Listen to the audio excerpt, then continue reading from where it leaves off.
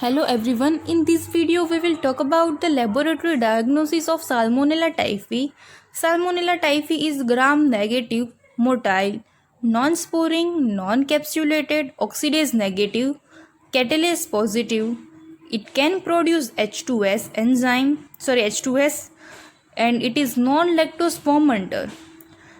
And it will look something like this, gram negative, so pink in color, and it have flagella and pili. Now from this we can suffer from typhoid fever. The main symptoms are fever, headache, rose spot in 30% of patient, abdominal pain, vomiting, nausea, and many more.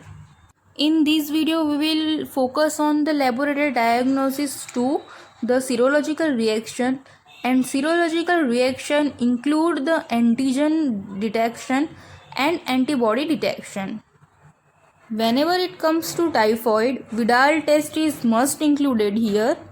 In Vidal test, we will search for antigen antibody reaction for agglutination.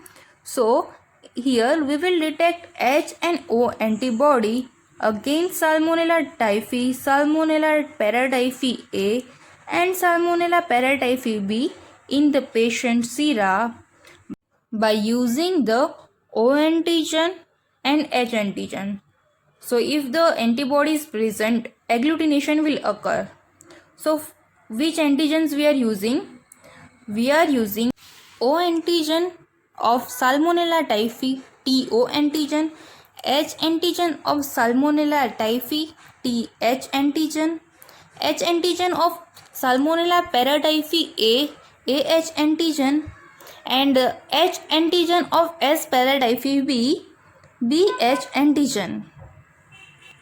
But here we are not using paratyphi O antigen. Why? Because TO antigen can cross react with paratyphoid O antigen because of their sharing of factor 12. So it is not used. Now how we are preparing this antigen? So let's talk about preparation. Suppose we have taken S type of 90O strain, then we will culture it on 1 gem 800 phenol agar. Then the growth will appear, and this growth is scraped off in saline. Then we have to mix it with 20 times of its volume of absolute alcohol.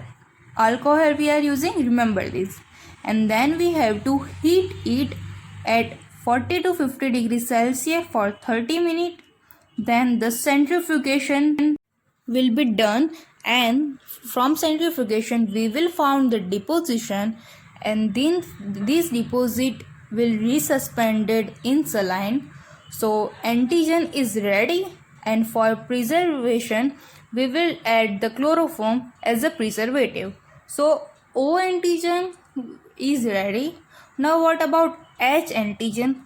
In H antigen, we will simply add 0.1% of formalin to 24-hour broth culture or a saline suspension of an agar culture of H strain.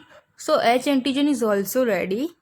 The important point is H antigen is heat labile, alcohol labile, and formaldehyde stable, and O antigen is heat stable, alcohol stable, and formaldehyde labile. So in preparation of O antigen we are using heat and alcohol because O antigen is stable for it, but H antigen is not, so it can die off. In H antigen preparation we are using formalin because H antigen is stable for it, but O antigen is not. Now let's come to the procedure. Patient serum is diluted in a normal saline, and it is added with respective 4 antigen suspension sera.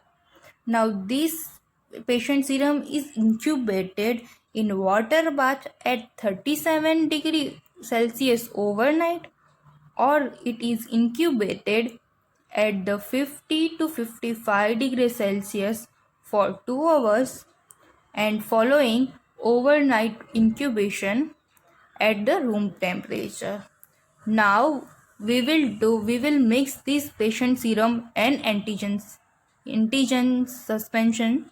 Suppose this is the slide, and here we will mix the sera and antigen. It also contain the control tubes which have the antigen and normal saline, and it should be kept to check the agglutination, autoagglutination. Now if there is presence of antibody, then O agglutination will occur like granular chalky clumps, and H agglutination will look like large loose fluffy clumps. So if there is antibody present, then we will have the agglutination. But if agglutination does not occur, button formation occur due to the deposition of antigen. Now let's have a look on result. If there is rise of TO and TH antibody, then it is enteric fever due to S. typhi.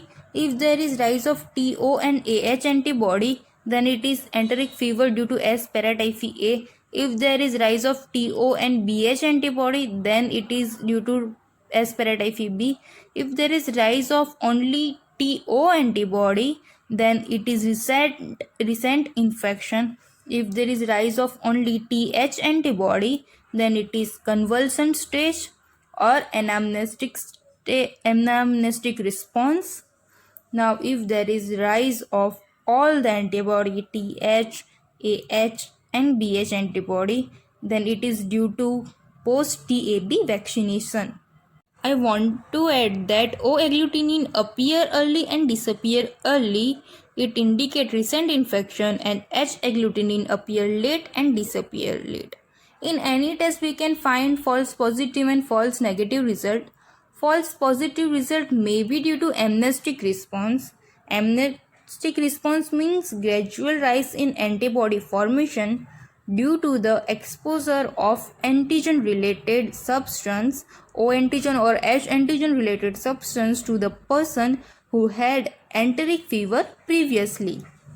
On a false positive result may be due to the person with inapparent infection, or can be result with the person with prior immunization, TAB vaccination.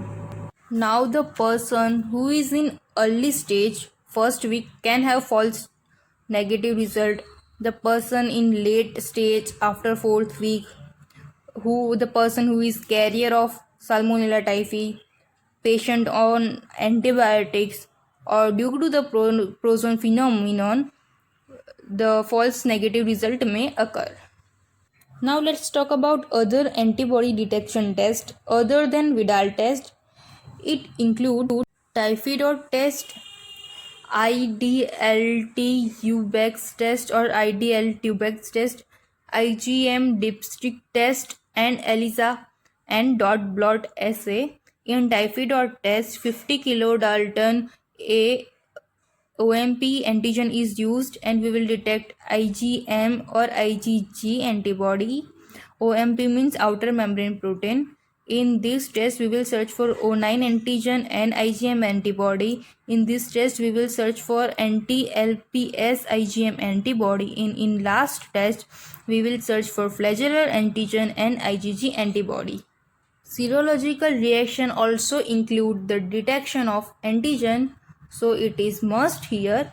Detection of antigen can be by ELISA, by coagglutination test, or by CIEP.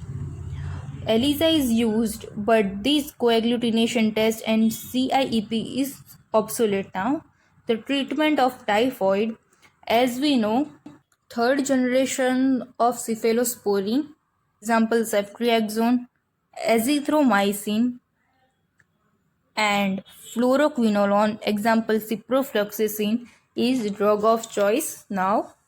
So thank you, and this was about the serological reaction of laboratory diagnosis. Part 1 is described in earlier video.